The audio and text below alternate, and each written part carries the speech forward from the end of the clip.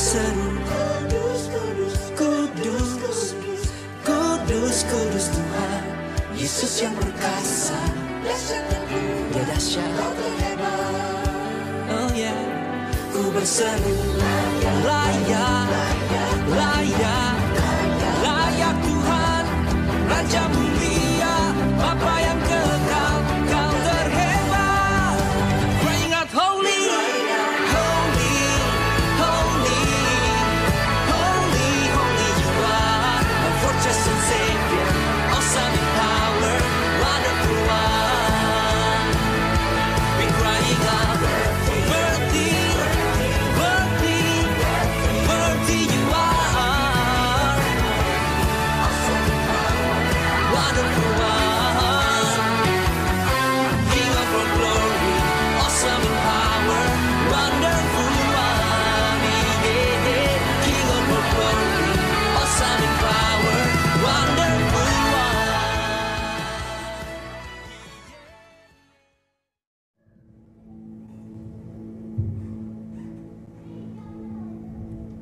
Shalom saudara, dalam edisi Voice of Pentecost kali ini, kita akan membahas mengenai kekuatan bukan ketakutan. Dalam penelitian Northwestern Medicine mengidentifikasi bahwa amigdala merupakan bagian otak yang sangat berperan dalam proses ketakutan. Saat seseorang dihadapkan rasa takut, amigdala akan membangunkan sistem saraf di otak kita untuk memberi respon fight or flight. Respon inilah yang membuat kita waspada terhadap ancaman, di mana kita akan bersiap melawan bahaya yang membuat ketakutan atau melarikan diri dari ancaman tersebut. Dengan kata lain, paparan ketakutan sangat penting untuk mengembangkan daya tahan kita yang memungkinkan kita mampu mengatasi situasi yang tidak terduga. Pandemi COVID-19 adalah situasi yang penuh dengan ketidakpastian, sehingga tidak heran jika kita akan menemukan kesulitan melewati masa-masa ini. Tapi ingat, segala sesuatu yang terjadi di dunia ini pasti atas seizin Tuhan. Tuhan mempunyai rencana bagi setiap orang yang berserah kepadanya, dan Ia tidak akan membiarkan umatnya binasa. Ia menguji setiap umatnya dengan peristiwa untuk membangun dan membentuk kerohanian setiap kita. Sebagai orang percaya, seharusnya kita mampu mengendalikan rasa takut, bukan malah dikuasai oleh ketakutan. Pertanyaannya sekarang, bagaimana setiap orang percaya dapat menang dari ketakutan dan menjadikannya kekuatan? Yang pertama, alihkan pandangan dari masalah kepada Tuhan. Matius 8 ayat 25-26 berkata, "Maka datanglah murid-muridnya membangunkan dia, katanya, 'Tuhan, tolonglah, kita binasa.' Ia berkata kepada mereka, 'Mengapa kamu takut, kamu yang kurang percaya?' Lalu bangunlah Yesus menghardik angin dan danau itu. Maka danau itu menjadi teduh sekali." Kebanyakan dari mereka yang berada di dalam perahu ini adalah nelayan dan sudah terbiasa dengan situasi ombak maupun badai yang bisa datang kapanpun. Namun, angin ribut kala itu pasti sangatlah ekstrim, sehingga mereka menjadi sangat ketakutan dan berpikir bahwa mereka akan binasa. Hebatnya, Yesus dapat tidur di tengah-tengah angin ribut yang mengerikan seperti itu. Inilah yang seharusnya terjadi pada kita yang telah menjadi murid Yesus. Meskipun persoalan besar datang menderu, kita bisa tetap tenang dan tidak menjadi panik. Perlu diingat bahwa bukan apa yang masalah bisa perbuat terhadap kita, tapi apa yang Tuhan bisa lakukan atas kita.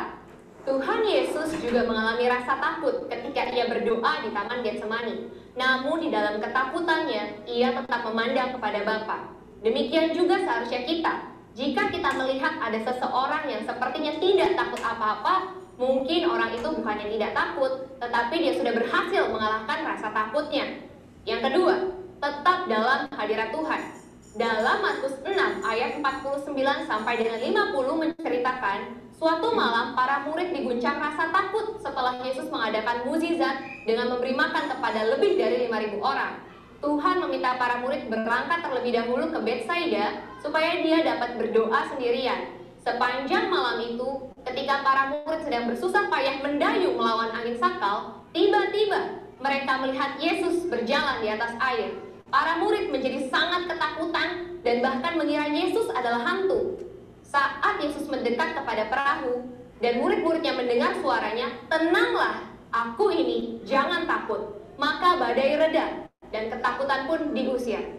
Setelah Yesus naik ke perahu, angin kencang tiba-tiba berhenti, dan mereka dapat melanjutkan perjalanan hingga tiba di pantai dengan selamat. Ketika Tuhan hadir dalam hidup setiap orang percaya, maka semua badai hidup yang membuat ketakutan akan diubah menjadi damai sejahtera dan kekuatan.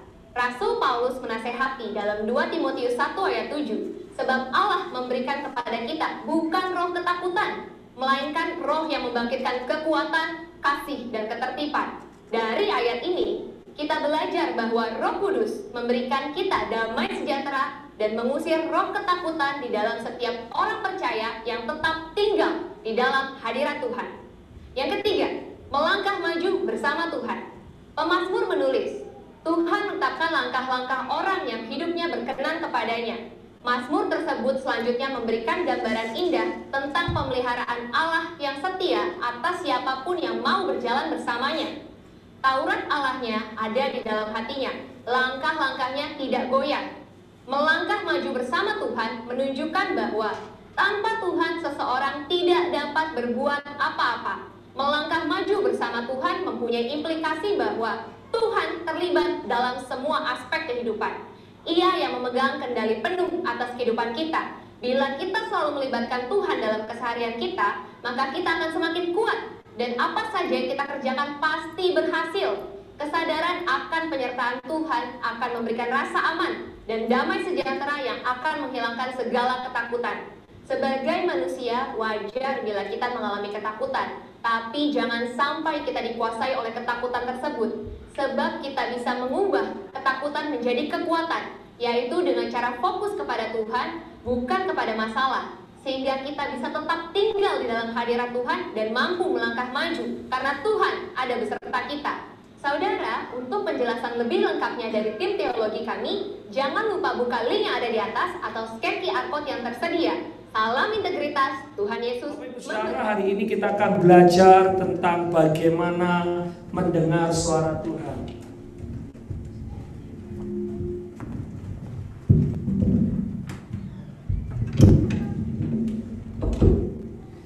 Haleluya. Bapak Ibu Saudara, kita menyembah Tuhan yang hidup. Tuhan kita bukan Tuhan yang mati. Oleh sebab itu, karena Dia Tuhan yang hidup, Dia adalah Tuhan yang akan berbicara kepada kita. Haleluya. Ya, let Sunday School naik ke atas. Mereka excited. Haleluya. Baik, saya menyapa dulu ya. Yang ada di Zoom ada 15 orang yang ada di Zoom. Salam Tante Elis, Bu Tommy. Salam Ci Aling, salam Bro Indra, salam Mbak Indah. Salam Ci Yanti, salam Bu Mita, salam Bro Retan, Pak Heri Susanto. Salam Bu Vera, salam semuanya, Dr. Tommy, salam, dan salam Bapak Ibu Saudara yang ada di sini semua. Amin, haleluya. Thank you. Ada jiwa baru, Gaby yang selalu ikut bersama kita di Yul dan Cik Meling ya. Meli, Cik Meli. Tepuk tangan buat Tuhan kita, haleluya. Oke, baik Bapak Ibu Saudara, kita akan belajar bersama-sama hari ini tentang bagaimana mendengar suara Tuhan. How to hear God's voice. Saudara, Tuhan kita Tuhan yang hidup ya. Ya, ini nggak tahu telinganya saya apa. Saya pinjam aja telinganya yang ada di internet, saudara. Borrow your ears, oke? Mendengar suara Tuhan. Berapa banyak saudara percaya Tuhan bisa bicara kepada kita? Tuhan nggak bisu, Tuhan nggak tuli, Dia mendengar dan Dia mau berbicara kepada kita, Bapak Ibu Saudara. Yohanes pasal 10 ayat 27 dan 28. Nah, Lia boleh membaca hari ini Yohanes 10 ayat 27 dan 28. Bapak Ibu Saudara, dia kurang fit tapi tetap ikut ibadah dari Zoom ya, dari atas. Silakan dibaca Yohanes 10 27 28. Yohanes 10, 27, 28. Domba-dombaku mendengarkan suaraku, dan aku mengenal mereka, dan mereka mengikut aku. Dan aku memberikan hidup yang kekal kepada mereka, dan mereka pasti tidak akan binasa sampai selama-lamanya, dan seorang pun tidak akan merebut mereka dari tanganku. Ada pertanyaan buat saudara, siapa yang pernah tersesat? Atau bahasa Surabayanya kesasar. Cik Jenny pernah kesasar? Pak Ahwat pernah kesasar? Ya, kesasar di mana, Pak? Haleluya. Saudara, siapa yang pernah tersesat? Siapa yang nggak ngerti pertanyaan saya? Ini kok bingung semua ini. Saya masih ingat 2006 saya pertama kali masuk Philadelphia. Nah, waktu itu zamannya banyak orang yang ngurus surat ke New York. Saya ditanya oleh salah satu lawyer, Pastor Benny pernah ke New York? Oh pernah. Tapi yang lalu naik bus karena waktu itu masih baru datang. Oh bisa nyetir mobil. Oh sudah, saya sudah 5 tahun nyetir mobil. Oke, tolong anterin ini untuk interview di imigrasi di court di New York. Wah saya nekat, semangat. Zaman itu ada GPS. Tapi kan GPS-nya baru, saudara. Tahu enggak? GPS itu kalau di tengah gedung yang tinggi-tinggi itu hilang semua, saudara. Sinyalnya tiba turn around, kemudian turn around gitu nunggu. Kan awal-awal GPS, betul, saudara. Saya nekat ya berangkat ke New York. Sidangnya jam 9, setengah 12 saya baru nyampe, saudara. Karena apa? Keluar masuk tol, salah lagi, masuk tunnel, balik lagi. GPS-nya muter-muter, saudara. Bayar tol lagi, bayar ini lagi. Puji Tuhan, untungnya ketemu judge yang baik, hakim yang baik, ngomong, it's okay, gak apa-apa, di schedule lagi ya, 2 bulan datang lagi ya, jangan terlambat, saudara. Saya bisa bayangkan orang yang tersesat, kesasar, udah kehilangan waktu, udah kehilangan tenaga, udah kehilangan uang, udah itu emosi, saudara, udah itu malu dan sebagainya. Banyak kerugian yang terjadi jika kita tersesat. Saya tanya pertanyaan kedua, ada yang pernah mengambil keputusan yang salah? Angkat tangan. Siapa yang keputusannya selalu benar, 100% benar, gak pernah salah? Kok gak ada yang angkat tangan nih? Siapa yang gak ngerti bahasa Indonesia? Ini bingung ini. Iya. Cimeli ketawa ya. Saudara, setiap kita pernah. Oke. Jesslyn sedang lewat, nyantai aja dia. Kayak gak merasa bersalah aja. Jesslyn, all eyes watching you. You taking the show. Haleluya. Nah, saudara-saudara, kalau kita ambil keputusan yang salah, rugi juga kita. Kita order makanan, udah dikasih tahu pesennya seafood, dikasih babi, saudara. Pernah gitu? Aduh, udah dibungkus, dibawa pulang loh. Kok ordernya orang lain dikasih ke kita, saudara. Nah, kerugian sering terjadi saat kita tersesat. Kerugian sering terjadi saat kita mengambil keputusan yang salah. Kerugian sering terjadi waktu kita mengambil tindakan yang tidak tepat. Nah, Bapak Ibu Saudara, sebagai orang yang percaya, ini tips. Supaya kita tidak tersesat, supaya kita tidak mengambil keputusan yang salah, ingat, Tuhan akan memberikan jalan yang terbaik untuk menuntun kita sehingga kita mengambil keputusan yang tepat. Yang setuju katakan amin. Karena Tuhan kita Tuhan yang hidup, Bapak Ibu Saudara. Sering saudara kita mendengar suara hati kita. Ya, ada 3 suara di dunia ini. Yang pertama suara hati kita. Ini ada seseorang yang merasa dirinya sangat-sangat rohani. Pak, saya tadi malam mimpi, Pak. Dikejar-kejar setan. Saya berantem, saya tinju-tinjuan sama setan. Memang Pak, hari-hari ini kita dalam peperangan rohani yang luar biasa, Pak. Ayo kita banyak doa, ayo kita banyak. Saya tanya, Cik, belum tidur, Cik, ngapain? Ya itu loh Pak, saya nonton film Dracula, Pak. Udah itu, ya nonton berapa jam? Ya itu banyak. Setelah itu nonton mungkin film Si Manis Jembatan. Ya makanya Ci, begitu mimpi ketemu siapa? Setan. Karena apa? Ya suaranya suara setan. Karena yang dilihat setan. Jadi itu bukan suara Tuhan, saudara. Yang kedua, suara iblis. Kadang terngiang-ngiang. Suara iblis. Teman saya ngomong gini, Pastor saya ngomong ini kacau. Anak bapak-bapak ngomong, dengar suara katanya, ceraikan istrimu, nikah dengan tetanggamu. Ngaco ini. Ini suara iblis, ini bukan suara Tuhan, saudara. Nah, suara siapa yang kita harus dengar? Ingat, suara Tuhan adalah suara yang selalu mengajar, menyatakan kesalahan, memperbaiki kelakuan, mendidik orang yang dalam kebenaran, mendidik orang menuju kebenaran. Jadi hari ini kita mau belajar mendengar suara Tuhan. Siapa yang rindu mendengar suara Tuhan? Amin. Pak, saya kan bukan pendeta, saya bukan nabi, saya bukan seorang hamba Tuhan. Apa saya bisa mendengar suara Tuhan? Saya beritahu, bisa. Sebab Tuhan kita bukan Tuhan yang mati, Bapak Ibu Saudara. Tuhan kita Tuhan yang hidup. Tuhan kita rindu berbicara kepada kita. Tuhan kita rindu untuk kita memiliki hubungan yang intim dengan Dia. Dia membuka tangannya.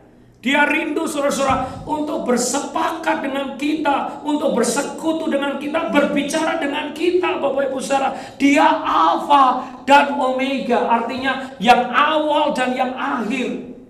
Bapak Ibu Saudara, Dia mau memberitahu rahasia-rahasianya kepada kita. Mazmur 25 ayat 4, silakan. Mazmur 25 ayat yang keempat, silakan dibaca.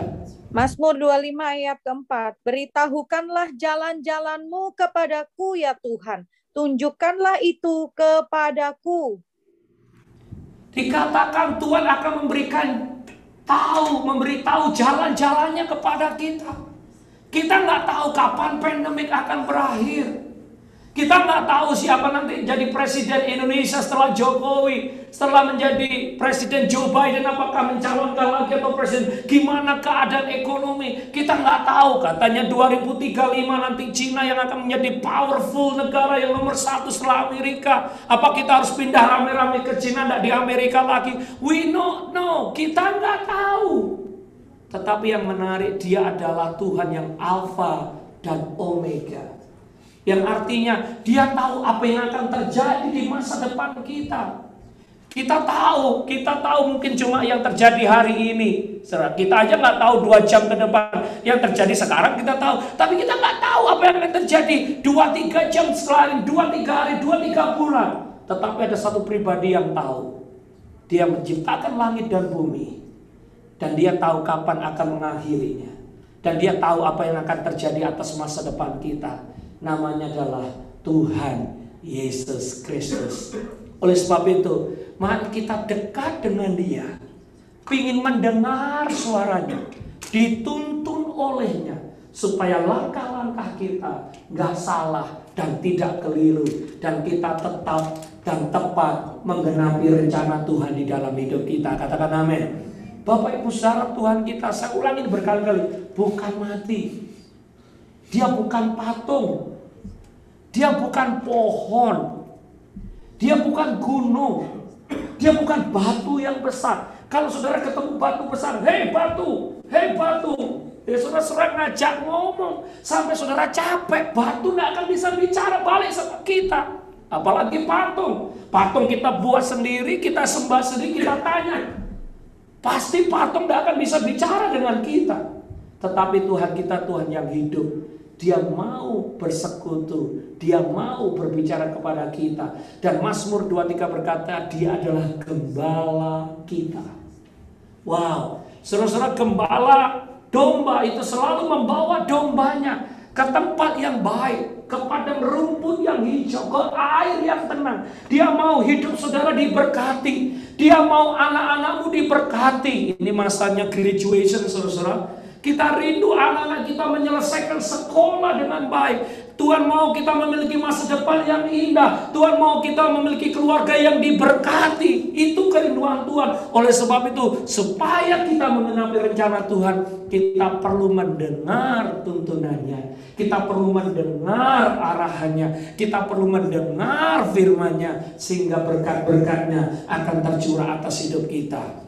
Saudara, domba yang brengkel, saudara tahu brengkel, ngeyel, tidak taat kepada gembalanya, adalah domba yang akan mengalami namanya bahaya. Karena gembala tahu, mungkin ada serigala, mungkin ada singa, mungkin ada orang yang jahat yang akan menghancurkan atau mencuri, membunuh dan membinasakan.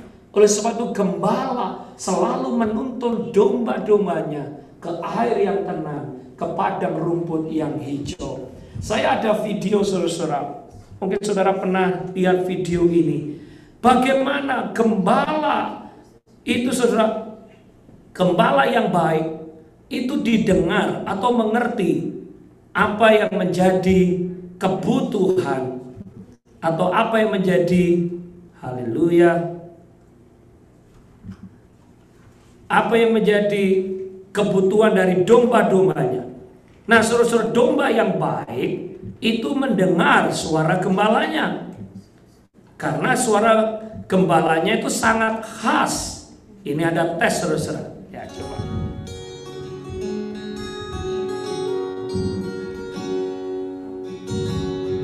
Ini ada domba-domba dipanggil nih. Ada gembala gadungan. One more time.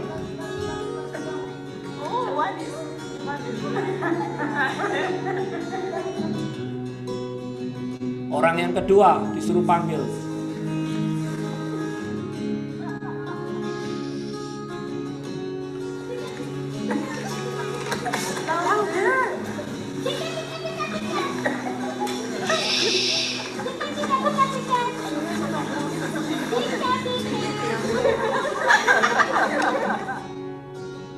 Orang yang ketiga.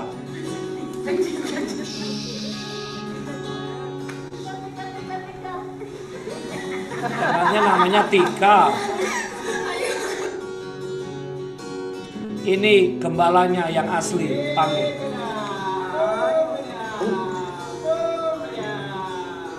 Look at them, look at them.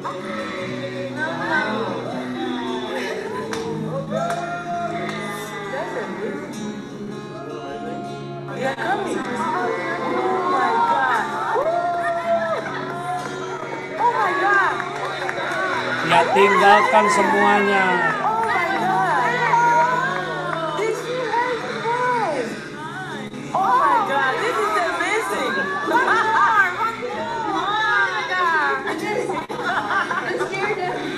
Yeah, you just made him go away. Was that cool or what? You will never have the same again.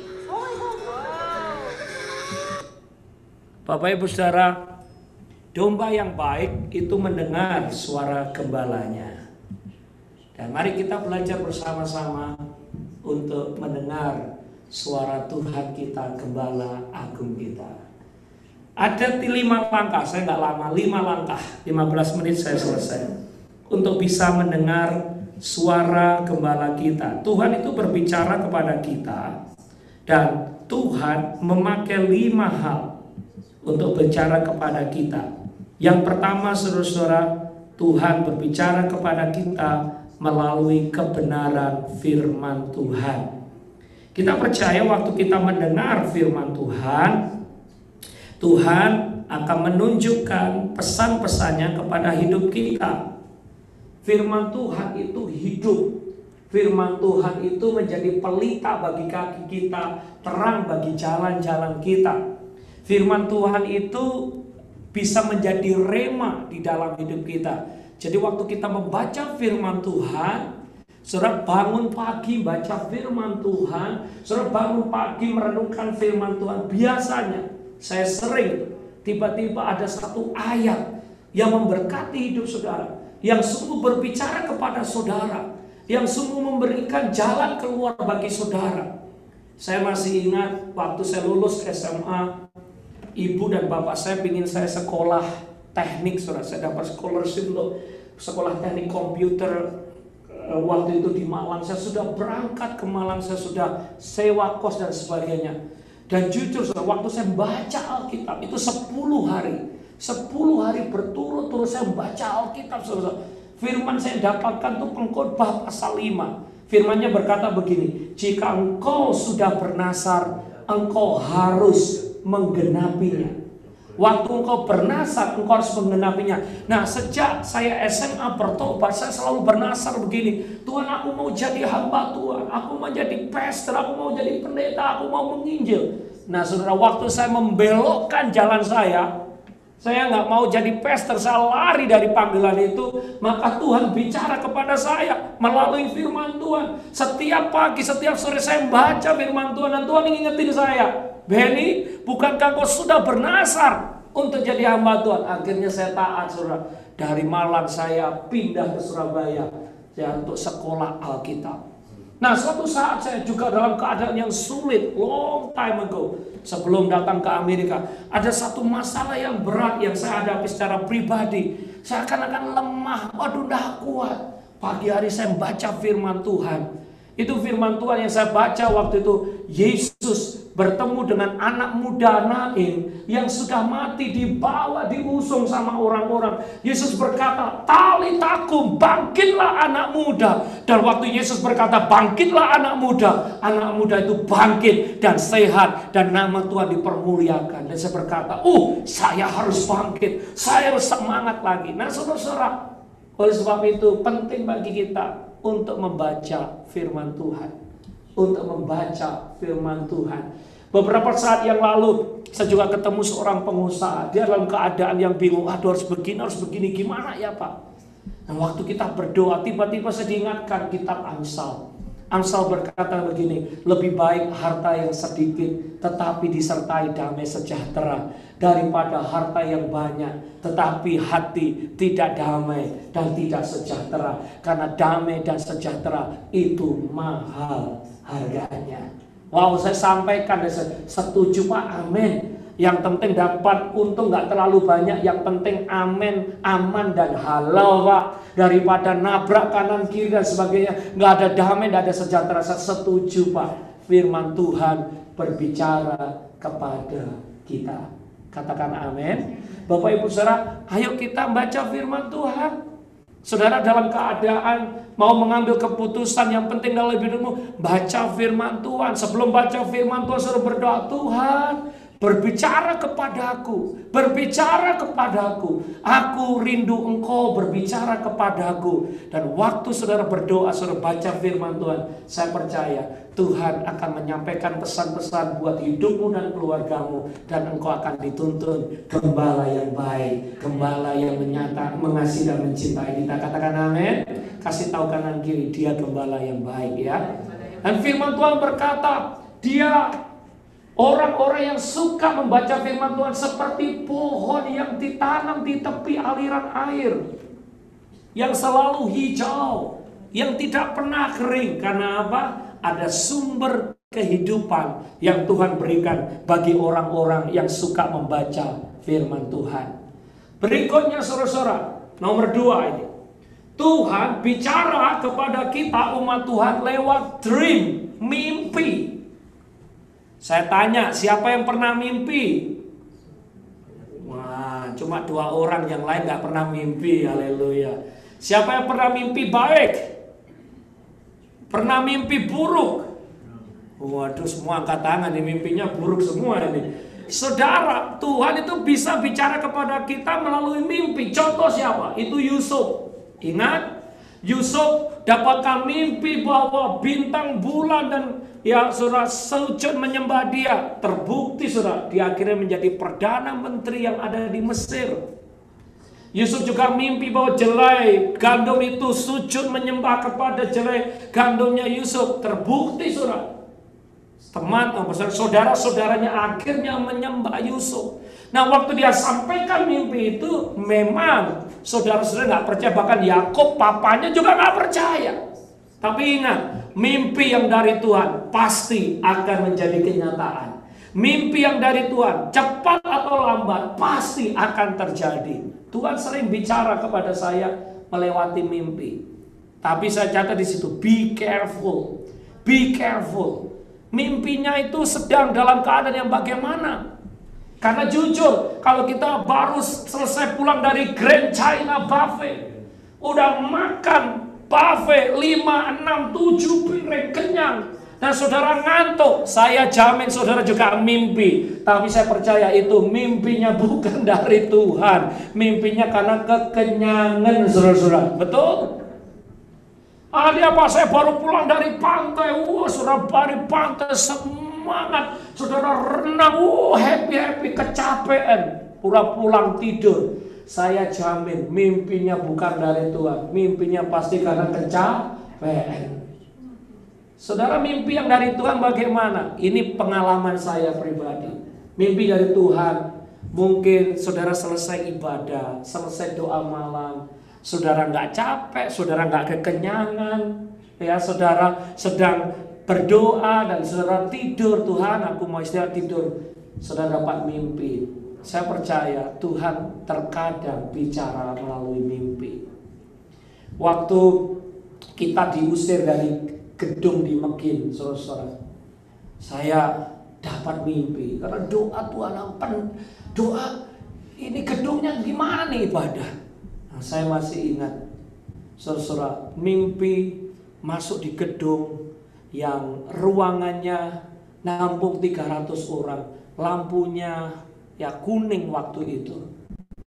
Dan begitu saya masuk, waktu itu ada namanya Jenfung, bantu saya masuk gedung ini, saya ngomong, Jenfung, ini persis gedung yang saya lihat di mimpi saya.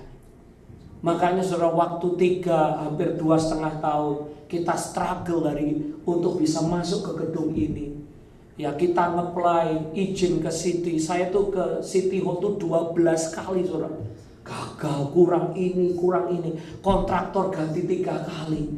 Dan elders bertanya, apa benar ini Pak mimpi atau gedung dari Tuhan? Saya yakin, karena apa? Saya lihat ini di mimpi saya. Saya lihat ini saya dapat mimpi.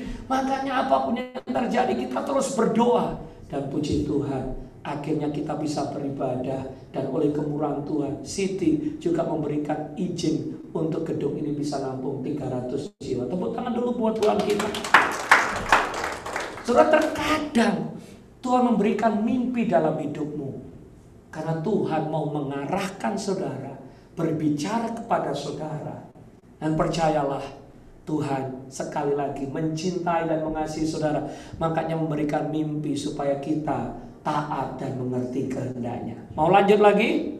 Lanjut lagi, Tuhan mau bicara kepada kita, lanjut? Oke, kok nggak semangat ini? Kalau nggak semangat berhenti loh ini. Yang ketiga, Tuhan berbicara melalui circumstance, kondisi keadaan. Yunus disuruh ke Niniwe menginjil, tetapi Yunus gak setia. Yunus gak mau, dia pergi ke Tarsis. Nggak mau deh Tuhan. Niniwe orangnya kacau-kacau, Niniwe orangnya gak bertobat. Ngapain aku ke Niniwe? Aku ke Tarsis saja enak. Liburan summer ke Tarsis aja, enjoy. Mungkin Tarsis kayak Hawaii, saudara-saudara. Ya pergi ke Tarsis karena dia gak taat. Apa yang dilakukan? Kapalnya diombang-ambingkan. Nggak hanya itu, Yunus dilempar dan dimakan ikan besar. Tuhan berbicara kepada Yunus melalui situasi dan kondisi. Karena Yunus tidak taat kepada firman dan perintah Tuhan. Saya banyak belajar. Salah satu gembala pembina kami, Pendeta Niko Nyotoro Harjo. Waktu dia dipanggil Tuhan, dia dulu jerakan tembakau dari Bondowoso, by the way, Ci Yuli Susa dari Bondowoso. Berhasil luar biasa, dibuat ludes, dia bicara ludes, des, sampai minus, saudara. Bahkan uangnya tinggal 40.000 rupiah. Ada seorang pendeta datang, saudara, Tuhan bicara kasih semua uangnya ke dia. Istrinya Bu Hermin nangis, itu uang terakhir kita, dikasih. Yang gak punya apa-apa. Tapi saat itu dia nyerahkan hidup jadi hamba Tuhan. Dan dia nulis lagu, segala puji syukur hanya. Saudara sekarang enak nyanyi, segala puji diterjemahkan Chan Mingcu, haleluya. Waktu saya nulis, katanya Pastor Niko, waktu saya nulis lagu itu sambil nangis-nangis bilang, segala puji syukur. Udah gak punya duit, udah bangkrut, udah minus dan sebagainya. Tapi dia tetap mengucap syukur jadi hamba Tuhan dan menyerahkan hidupnya jadi hamba Tuhan. Dan puji Tuhan karena dia taat, dia diberkati dan jadi berkat. Tepuk tangan dulu buat Tuhan kita. Saya pernah diundang khotbah juga di GBI Tasikmalaya dan di GBI di Bandung, saudara, di Mekarwangi. Pak Rubinadi punya papa namanya Pak Julius Ishak. Dia kena sakit, ya sakit hati. Kalau nggak salah cancer waktu itu, saudara. Bukan sakit hati karena pahit hati, cancer. Dan dokter berkata, engkau cuma punya hidup 3 bulan kalau nggak salah. Tapi Om Julius Ishak dulu, saudara, jadi seorang direktur keuangan di perusahaan minyak. Ya, minyak Kalau nggak salah minyak terkenal, saya lupa apa namanya. Dia kaya raya dan dia serahkan hidupnya. Ya sudah deh, emang ini Tuhan panggil saya. Dia serahkan hidupnya, sehat, sembuh, jadi pendeta, merintis 48 gereja. Dan sampai sekarang kalau nggak salah Om Julius umurnya hampir 80, tetap melayani Tuhan. Karena apa? Dia taat. Ya. Bapak Ibu Saudara, dulu kalau nggak salah Pak Daniel Tansil pernah sharing juga.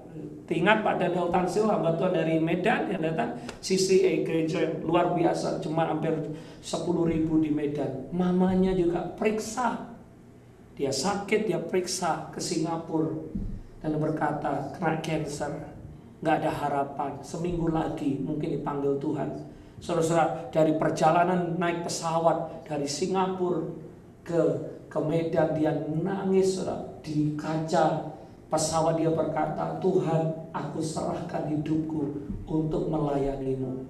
Wow, saudara-saudara, ini seorang, maaf, tante-tante, ai, saudara-saudara, yang nggak bisa fasih bahasa Indonesia, bisanya cuma khotbah bahasa Mandarin, khotbah bahasa Mandarin.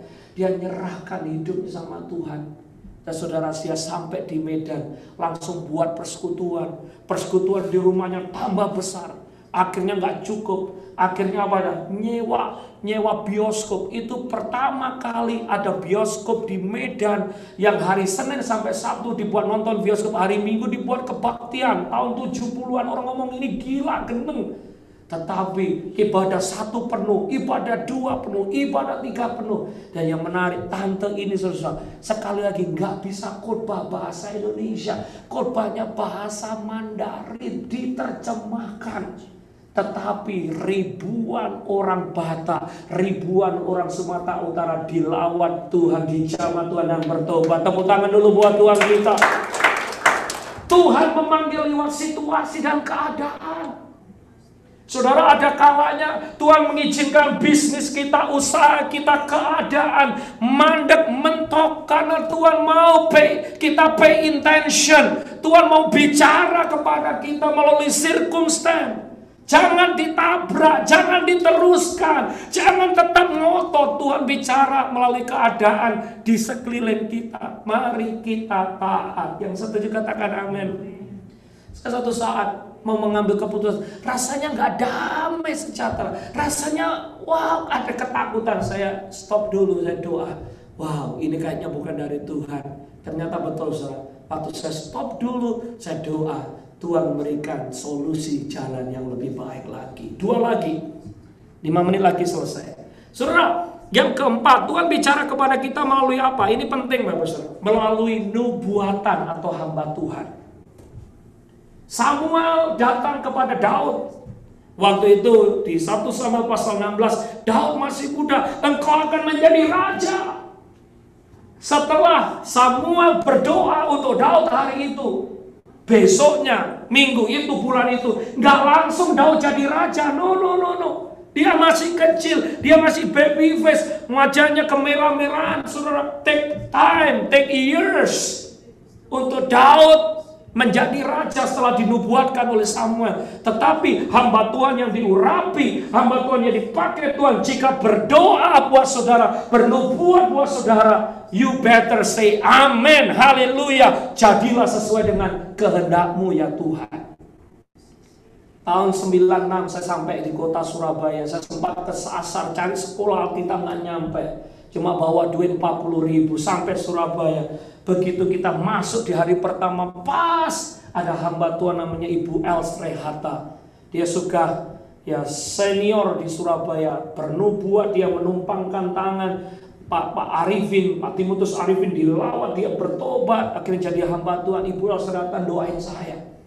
Dan satu hal yang saya masih ingat, pertama kali, hari pertama sampai Surabaya, dia bernubuat, berdoa, Benny, engkau akan keliling ke bangsa-bangsa, engkau akan jadi berkat buat bangsa-bangsa. Saudara-saudara, bahasa Prancisnya saya tolak, nggak ngerti. Bu, saya ini baru dari desa sampai sini, mau sekolah Alkitab, bangsa-bangsa itu mana, saya nggak ngerti, saudara-saudara. Tapi setelah 30 tahun, ternyata saya ada di sini bersama dengan Bapak Ibu Saudara. Nubuatan digenapi karena Tuhan bicara melalui hambanya. Saudara pernah berdoa atau didoakan untuk seseorang, didoakan oleh hamba Tuhan? Kami pernah suatu saat retreat luar biasa. Kalau nggak salah waktu itu di Harrisburg. Setelah retreat dilawat Tuhan, saya harus pergi ke Indianapolis KKR, gabungan gereja-gereja. Ada pemain keyboard dan pemain drum duduk di sana, saya khotbah. Roh Kudus begitu kuat, saya noleh ini. Bapak Ibu percaya tahun depan Bapak Ibu akan punya momongan. Waduh, setelah itu saya nggak tahu, saya cuma berkata aja apa yang taruh Tuhan, akan punya momongan, saudara-saudara. Selesai ibadah, saya tanya, Pak, ini orang Jakarta, momongan itu apa sih, Pak? Momongan itu anak. Oh iya, Pak, terima kasih. Kami sudah nikah 10 tahun nggak punya anak, Pak. Bapak Ibu saudara, saya mau bersaksi tahun depannya saya dapat undangan lagi ke Indianapolis. Bapak Ibu ini melahirkan anak dan dia penyerahan anak. Haleluya. Tepuk tangan dulu buat Tuhan kita. Tahun depannya saya diundang lagi. Dia punya anak kembar. Ini sangat fruitful. Tahun 2001 saya juga masih ingat. Saya diundang khotbah di GBI Miracle di Bekasi. Ya, di Bekasi, di Harapan Indah. Pastor Haryo dan Pastor Marta. Kita doa, kita KKL. Saya mohon Tuhan, saya berdoa, Bapak, Ibu, dalam nama Yesus, Engkau akan dikarunia anak. Saya cuma bernubuat aja, karena hadirat Tuhan begitu luar biasa. Puji Tuhan, tahun depannya dia punya anak namanya Jeremy. Dan sekarang Jeremy sudah bisa khotbah melayani Tuhan. Dan saya bersyukur saudara, kalau saya bisa, itu bukan karena saya nono. Waktu kita berdoa menyembah Tuhan, tiba-tiba Tuhan gerakkan untuk kita berkata-kata sesuatu. Saya cuma taat saja mengatakan apa yang dari Tuhan. Dan apa yang kita katakan, kalau itu memang dari Tuhan, saya percaya Tuhan akan mengenapi. Oleh sebab itu Bapak Ibu Saudara, kalau ada hamba-hamba Tuhan yang khotbah di mimbar ini, hamba-hamba Tuhan yang diurapi, mereka bernubuat, berdoa untuk saudara, katakan amin, amin, amin, amin, terjadi sesuai dengan rencananya Tuhan. Setuju katakan amin. Terakhir, Tuhan bicara kepada kita melalui apa? Ini Bapak Ibu Saudara, terakhir melalui audible voice, suara langsung. Kadang Tuhan tuh berbisik, saudara. Saya tuh masih ingat pulang dari Jogja mau ke Surabaya, kita mau naik bis. Karena itu jam 10 saya ingin cepat sampai Surabaya karena besoknya harus kuliah. Tuhan bicara jelas, jangan naik bis itu, jangan naik bis itu, jangan naik bis itu. Saya ngomong, waduh, gimana Tuhan? Bis yang berikutnya jelek, sumber kencono, kenceng, ngaco sopirnya. Yang depan Eka, yang nyetir biasanya punyanya tentara karena dari Magelang. Ya tapi Tuhan ngomong, ya udah saya tunggu setengah jam. Akhirnya saya naik sumber kencono. Pas sampai di Madiun, ternyata bis Eka yang saya mau naikin nabrak pohon asem, terguling masuk sungai, dan banyak orang yang meninggal. Saya bersyukur sama Tuhan waktu itu karena saya taat. Saya yakin Tuhan bicara kepada saya untuk tidak naik bis itu. Tuhan bicara kepada Saulus loh. Saulus kan membunuh banyak orang Kristen, orang yang percaya di perjalanan ke Damaskus. Tuhan berkata, Saulus, Saulus, why you persecute me? Dia bicara langsung kepada Saulus. Dan hari itu Saulus berubah menjadi Paulus, hamba Tuhan yang luar biasa. Di kitab Samuel juga, Samuel bertemu dengan Tuhan waktu dia sedang berdoa ada di rumah Tuhan. Karena Imam Eli dan keluarganya nggak benar, nggak berkenan di hadapan Tuhan. Tuhan berkata, Samuel, Samuel. Samuel lari ke Imam Eli. Ya, Father. Yes, Father. Aku nggak panggil kamu kok, Samuel. Kemudian, go sleep again. Dia tidur lagi. Tuhan berkata, Samuel, Samuel. Sampai 3 kali. Eli berkata, kalau ketiga kau mendengar suara itu, berkatalah, ya Bapa. Berkatalah, bersabdalah. Dan Tuhan bisa bicara kepada Samuel. Tuhan bisa bicara kepada Korudi, Cik Jenny, semua kita di sini. Karena dia Tuhan yang hidup. Dia bukan Tuhan yang mati. Kalau saudara mau ambil keputusan, ada di hatimu rasa gak damai. Ada di hatimu gak rasa damai sejahtera. Ya kemerungsung, ya rasanya waduh gak enak ini. Jangan ditabrak. Roh Kudus sedang memberikan alarm untuk kita tahan, untuk kita berhenti dulu. Jangan ditabrak. Lebih baik stop dulu, tanya sama Tuhan. Benar nggak Tuhan, aku harus bekerja di sini. Ada yang bersaksi loh, kalau nggak salah bulan yang lalu. Pak, saya mau bekerja itu berdoa dulu Pak. Waktu itu ngomong, jangan kerja, ambil shift yang kedua saja. Jangan ambil shift satu, ambil shift yang kedua. Saya memutuskan telepon, saya ambil shift yang kedua. Ya, agent saya marah. Ya, leader saya marah. Saya rasanya aja, pokoknya ambil yang kedua. Betul saudara. Pendek kata ceritanya, di tengah jalan shift yang pertama, big van-nya di stop oleh FBI dan semuanya akhirnya masuk penjara. Beberapa orang dideportasi dan dia berkata, terima kasih Tuhan, terima kasih. Makanya penting bagi kita sebelum berangkat bekerja, saya nggak ngancam, saya nggak nakut-nakutin, banyak berdoa supaya tidak salah. Yang setuju katakan amin. Tuhan mau melindungi kita, Tuhan mau memberkati kita, Tuhan mau saudara mengasihi kita. Tetapi mari kita belajar untuk mendengar suara Tuhan. Kadang kita nggak mau mendengar suara Tuhan, kita merasa pintar. Ngapain? Apa ini khotbah apa? Kita kan berikan otak, pintar Pak, mikir, pakai otak. Saya kan sekolah, saya pintar. Saya gelarnya profesor, doktor, kabulator, bocor. Kita merasa pintar, jago. Bapak Ibu Saudara, otak kita cuma sebesar bakpao. Kita punya Bapa pencipta langit dan bumi, Tuhan yang dahsyat. Yuk kita dengar suaranya yang tidak pernah salah, yang tidak pernah keliru, sehingga kita tidak rugi, tidak tersesat, dan selalu tepat sasaran. Kadang kita berkata, aduh Pak, saya gak ada waktu untuk berdoa. Saya doanya cuma 3 kali sehari Pak. Doa pagi, waktu makan pagi, doa siang, waktu lunch, doa malam, waktu makan malam. Saya tanya, ada waktu untuk nonton Facebook? Ada Pak. Ada waktu untuk sosial media? Ada Pak. Ada waktu untuk ngerumpi? Ada. Doa nggak ada? Nggak ada Pak. Bukan nggak ada, males. Yuk Bapak Ibu Saudara, belajar yuk. Kita berdoa, banyak berdoa. Sedikit berdoa, sedikit berkat. Tidak berdoa, tidak ada berkat. Banyak berdoa, banyak. Siapa yang mau diberkati? Yang angkat tangan nggak diberkati. Siapa mau diberkati? Ya banyak berdoa. Amin. Dosa, Tuhan itu kudus. Kalau kita nggak dalam kekudusan, ya Tuhan nggak akan bisa. Bukan Tuhan itu jaim, Tuhan itu kudus. Dia memang holy, dia memang suci. Nah kalau ada yang nggak suci, dia nggak bisa. Dia nggak bisa bertemu dengan yang nggak kudus. Makanya supaya doa kita didengar, ya kita harus hidup berkenan di hadapannya, taat.